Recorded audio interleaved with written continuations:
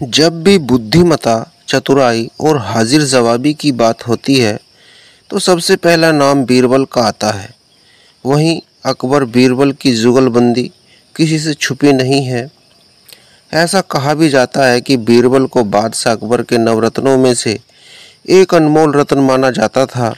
अकबर बीरबल से जुड़ी ऐसी कई कहानियां हैं जो हर किसी को गुदगुदाती है, साथ ही एक खास सीख भी दे जाती है। अकबर बीरबल की कहानियां हमेशा से सभी के लिए प्रेरणादायक रही हैं। बीरबल ने अपनी चतुराई और बुद्धिमत्ता से कई बार बादशाह अकबर के दरबार में आए पेचीदा मामलों को सुलझाया। साथ ही बादशाह अकबर की ओर से दी गई चुनौतियों को सहर्ष स्वीकार कर उनका हल निकाला। बेशक ये किस्से कहानियाँ सदियों पुरानी हैं, लेकिन वर्तमान में भी इनका महत्व कायम है। अगर आप अपने बच्चों को मानसिक रूप से मजबूत बनाना चाहते हैं या उसे यह सिखाना चाहते हैं कि कैसे हर समस्या का हल शांत रहकर वे दिमाग का इस्तेमाल करके किया जा सकता है, तो इन कहानियों को अवश्य सुनें। अकबर बीरबल की कहानी गलत आदत। एक वक्त की बात है, बादशाह अकबर किसी एक बात को लेकर बहुत परेशान रहने लगे थे। जब दरबारियों ने उनसे पूछा तो बादशाह बोले, हमारे शहजादे को अंगूठा चूसने की बुरी आदत पड़ गई है। कई कोशिशों के बाद भी हम उनकी यह आदत छुड़ा नहीं पा रहे हैं।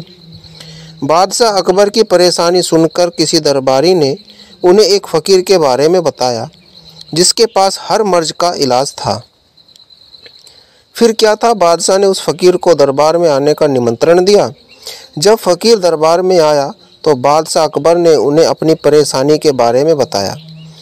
फ़कीर ने बादशाह की पूरी बात सुनकर परेशानी को दूर करने का वादा किया और एक हफ्ते का समय मांगा। जब एक हफ्ते के बाद फ़कीर दरबार में आया तो उन्होंने शहजादे को अंगूठा चूसने की बुरी आदत के बारे में प्यार से समझाया और उसके नुकसान भी बताए। फ़कीर की बातों का शहजादे पर बहुत प्रभाव पड़ा और उसने अंगूठा न चूसने का वादा भी किया। सभी दरबारियों ने यह देखा तो बादशाह से कहा, जब यह काम इतना आसान था तो फ़कीर ने इतना समय क्यों लिया? आखिर उसने क्यों दरबार का और आपका समय खराब किया? बादशाह दरबारियों की बातों में आ गए और उन्हें फ़कीर को दंड देने की ठान ली। सभी दरबारी बादशाह का समर्थन कर रहे थे, लेकिन बीरबल चुपचाप थे। बीरबल को चुपचाप देख अकबर ने पूछा, तुम क्यों शांत हो बीरबल? बीरबल ने कहा, जा पन्हा, गुस्ताखी माफ़ हो।